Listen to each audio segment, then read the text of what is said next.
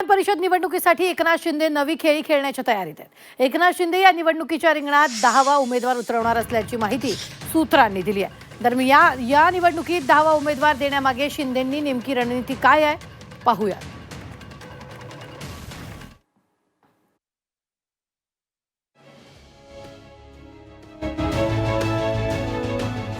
देवेंद्र फडणवीस यांना अडचणीत आणण्यासाठी ते भाजपची मते फोडू शकतात। प्रत्येकाने आपापली मतं सांभाळावी।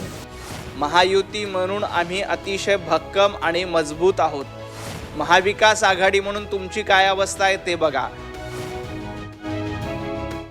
एकनाथ शिंदेंनी विधान परिषदेसाठी नवी रणनीती आखल्याची चर्चा सुरू झाली आहे। राज्यात विधान परिषदेच्या 9 जागांसाठी 12 मे रोजी मतदान होणार आहे। दरम्यान या निवडणुकीत एकनाथ शिंदे 10वा उमेदवार निवडणुकीच्या रिंगणात उतरवणार अशा चर्चांना उधाण आलंय। या 10व्या उमेदवारासाठी एकनाथ शिंदेंचा काँग्रेस आणि पवारांच्या राष्ट्रवादीच्या मतांवर डोळा असल्याचं देखील बोललं जात आहे। त्यामुळे शिंदेंच्या या खेळीचा उद्धव ठाकरेंना फटका बसणार का असाही प्रश्न उपस्थित करण्यात येतोय। विधानसभेच्या आकड्यांचं गणित बघितल्यास भाजपकडे विधानसभेत 131चं संख्याबळ आहे, शिवसेनेकडे 57, राष्ट्रवादीकडे 40, राष्ट्रीय युवा स्वाभिमान पक्षाकडे 1, जनसुराज्य शक्तीचे 2 उमेदवार, रासपचा 1 आणि अपक्ष 2 उमेदवार मिळून महायुतीकडे 234 इतकं संख्याबळ आहे। तर काँग्रेसकडे 16, ठाकरेंच्या शिवसेनेकडे 20, पवारांच्या राष्ट्रवादीकडे 10, समाजवादी पक्षाकडे 2, MIMचा 1 मिळून मवियाकडे 48चं संख्याबळ। विधान परिषदेवर उमेदवार निवडून येण्याचा कोटा 29 इतका आहे।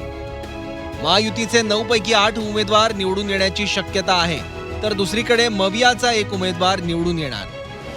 मवियाकडून विधान परिषदेसाठी उद्धव ठाकरेंचं नाव चर्चेत आहे। इतरही नेते इच्छुक असले तरी पवारांची राष्ट्रवादी आणि काँग्रेसनं उद्धव ठाकरेंच्याच नावाला सहमती दर्शवली आहे। तर दुसरीकडे उद्धव ठाकरे आणि फडणवीस यांच्यात विधान परिषदेच्या पार्श्वभूमीवर भेट झाल्याची चर्चा आहे। त्यामुळे शिंदे नवा डाव टाकतायत का असाही प्रश्न या निमित्तानं उपस्थित होतोय। ते महान सद्गृहस्थ आहेत की ते भारतीय जनता पक्षाची मतं सुद्धा फोडू शकतात। इतका मोठा माणूस आहे तो, अमित शहानी वाढवलेला। देवेंद्र फडणवीस यांना अडचणीत आणण्यासाठी ते भाजपची मते फोडू शकतात असं तुमच्या मला एकंदरीत बोलण्यावरून वाटतंय की ते सुपर पॉवर आहेत महाराष्ट्राच्या राजकारणातले। तसं काही नाही आहे, प्रत्येकाने आपापली मतं सांभाळावीत। एकनाथजी शिंदे भारतीय जनता पार्टीची मतं फोडणार नाहीत। महायुती म्हणून आम्ही अतिशय भक्कम आणि मजबूत आहोत। महाविकास आघाडी म्हणून तुमची काय अवस्था आहे ते बघा। महाविकास आघाडी म्हणून उद्धवजी ठाकरे यांना विधान परिषदेच्या निवडणुकीत बिनविरोध करण्यासाठी काँग्रेसनी अट घातली। ती अट काय की पुढच्या वेळेला राज्यसभेची निवडणूक संजय राऊत यांना न देता ती काँग्रेसला द्या। शिंदेंच्या शिवसेनेचे मंत्री संजय शिरसाट यांनी मात्र 10वा उमेदवार देण्याची कोणतीही रणनीती ठरली नसल्याचं म्हटलंय। विधान परिषदेच्या 10व्या उमेदवाराबाबत शेवटच्या क्षणी निर्णय होणार असल्याचं त्यांनी म्हटलंय। तर मवियात आलबेल नसल्यानं मतं फुटू शकतात असा दावा नवनाथ बन यांनी केला। कोणतीही स्ट्रॅटेजी ठरलेली नाही आणि ती वेळ आलेली नाही, म्हणून 10वा उमेदवार द्यायचा का ना द्यायचा हा सर्व निर्णय शेवटच्या क्षणाला घेतला जाईल। महाविकास आघाडीमध्ये 3 तिघाडा आणि काम बिघाडा सुरू आहे। महाविकास आघाडीचे तिघांची तोंड 3 दिशेला सुरू आहेत।